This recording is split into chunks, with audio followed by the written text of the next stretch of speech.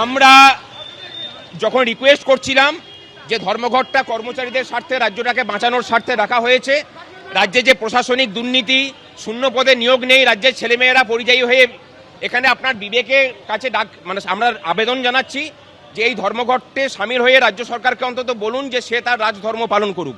এই আবেদনটুকু জানানোর সময় তারা বলছেন যে এটাকেও করা যাবে না, এটাকে যদি আটকানো বলেন তাহলে 1000 বার পথ আটকাবো। কাউকে আটকানো হয়নি, কাউকে আবেদন করছে, আবেদন তো করতেই পারি,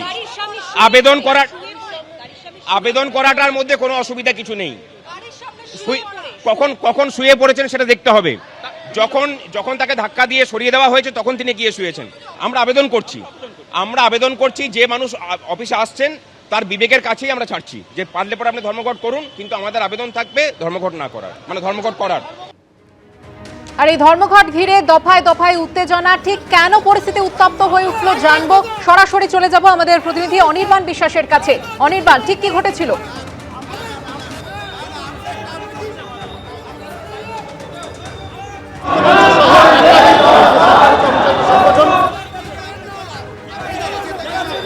অনির্বাণ, তোমার কথা আমরা শুনতে পাচ্ছি না, আবারও যোগাযোগ করার চেষ্টা করছি তোমার সঙ্গে। কাজে বাধা দেওয়ার অভিযোগ ঘিরে ধর্মতলায় খাদ্য ভবনের অফিসের গেটে উত্তপ্ত হয়ে ওঠে পরিস্থিতি, সেই ছবি রেখেছি আপনাদের সামনে।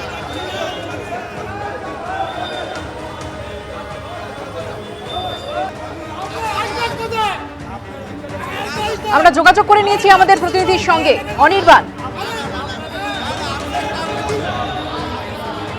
দেখো, একদমই ধর্মঘট ডাকা হয়েছে সংগ্রামী যৌথ মঞ্চ সহ একাধিক সরকারি কর্মচারীদের সংগঠনের তরফে, আর তা ঘিরেই কিন্তু এই মুহূর্তে কার্যত ধুমধুমার বলা যায় একেবারে খাদ্য ভবনের সামনে। সেখানে আমরা দেখতে পাচ্ছি ভাস্কর ঘোষের নেতৃত্বে যারা কিন্তু ধর্মঘটের পক্ষে, তারা কিন্তু খাদ্য ভবনের গেটে দাঁড়িয়ে রয়েছেন। বিভিন্ন যে সরকারি আধিকারিক সেই গাড়ি আসছে, গাড়িতে গিয়ে কাছের কাছে এগিয়ে গিয়ে তারা কিন্তু কথা বলছেন, আবেদন করছেন যে তাদের এই ধর্মঘট সফল করবার জন্য। আমরা দেখতে পাচ্ছি এই মুহূর্তে ভাস্কর ঘোষ তিনি কিন্তু স্লোগান তুলেছেন একেবারে গাড়ি আটকে। অন্যদিকে কিছুটা দূরেই কিন্তু তৃণমূল কর্মী যারা রয়েছেন তাদের সংগঠনের তরফে কিন্তু তারাও দাঁড়িয়ে রয়েছেন। তারা চেষ্টা করছেন যে সরকারি আধিকারিক থেকে শুরু করে সরকারি কর্মী যারা আজকের এই ধর্মঘটকে বিফল করে সরকারি অফিস করতে চান তাদের পাশে থাকতে। এই মুহূর্তে আমরা দেখতে পাচ্ছি যে খাদ্য ভবনের গেটে সেখানে কিন্তু বিক্ষোভ দেখানো চলছে এবং গোলাপ ফুল তুলে দেওয়া হচ্ছে কর্মীদের হাতে। আমরা ভাস্কর সঙ্গে কথা বলবো, একবার ভাস্কর ঘোষ কি বলছে আমরা একবার জানবার চেষ্টা করবো। ভাস্করবাবু, একটা বিষয় সেটা হচ্ছে আপনারা ধর্মঘট করছেন, এখানে মাঝে মধ্যে দেখছি যে গাড়িগুলোকে আপনারা আটকে সেখানে বোঝানোর চেষ্টা করছেন, কি বার্তা? বার্তা একটাই যে রাজ্যটাকে বাঁচানোর স্বার্থে যে লড়াই আমরা লড়ছি, কর্মচারীরা লড়ছেন, একটা মুষ্টিমেয় ক্ষুদ্র অংশ এখনো পর্যন্ত তাদের মেরুদণ্ড সোজা করতে না পেরে এই কাটমানি সিন্ডিকেটের অংশীদার হয়ে থাকতে চাইছেন দপ্তরে দপ্তরে।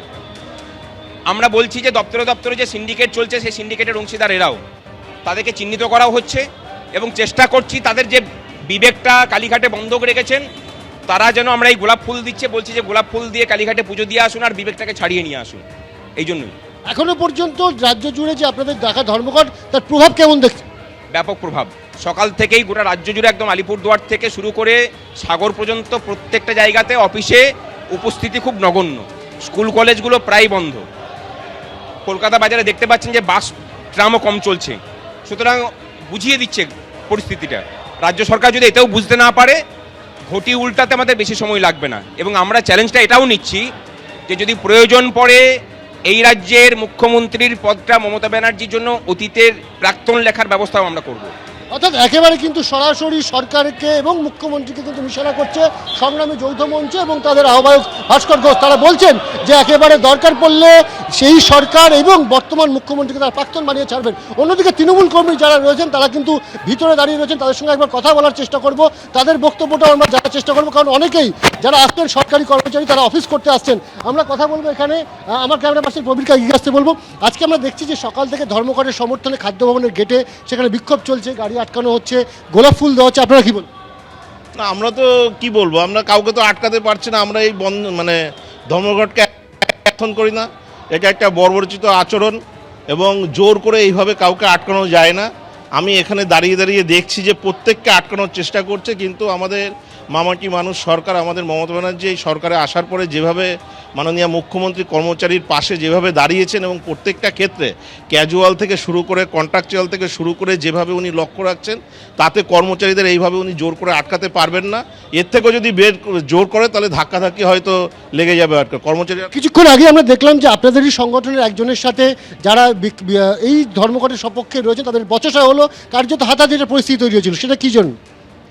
না, সেটা আমি দেখিনি কিছু, মানে আমার সামনে হয়নি, সেটা আমি জানি না, কারণ আমি যেটা দেখিনি আমি বলবো কি করে।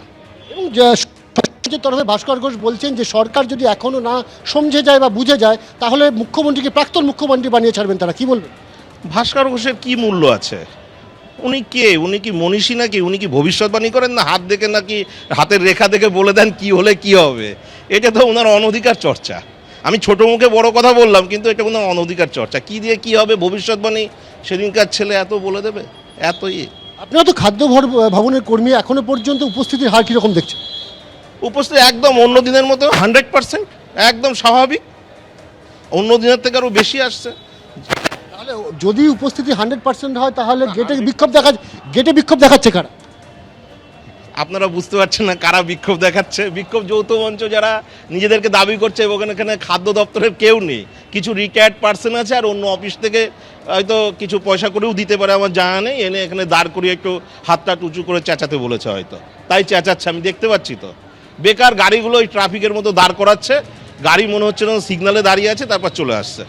আমরা কথা বললাম তৃণমূল পরিচালিত যে কর্মী সংগঠন রয়েছে তাদের সঙ্গে, তাদের যেটা বক্তব্য, খাদ্য ভবনে কিন্তু 100% উপস্থিতির হার রয়েছে, এবং যারা এখানে বিক্ষোভ দেখাচ্ছেন তারা সবাই বাইরের লোক। সংগ্রামী যৌথ মঞ্চ তাদেরকে বাইরে থেকে নিয়ে এসছে এবং তারাই কিন্তু গেটের সামনে দাঁড়িয়ে বিক্ষোভ দেখাচ্ছে। খাদ্য ভবনের সামনের ছবিটা আপনারা দেখছেন। ধন্যবাদ অনির্বাণ। এবিপি আনন্দ, এগিয়ে থাকে, এগিয়ে রাখে।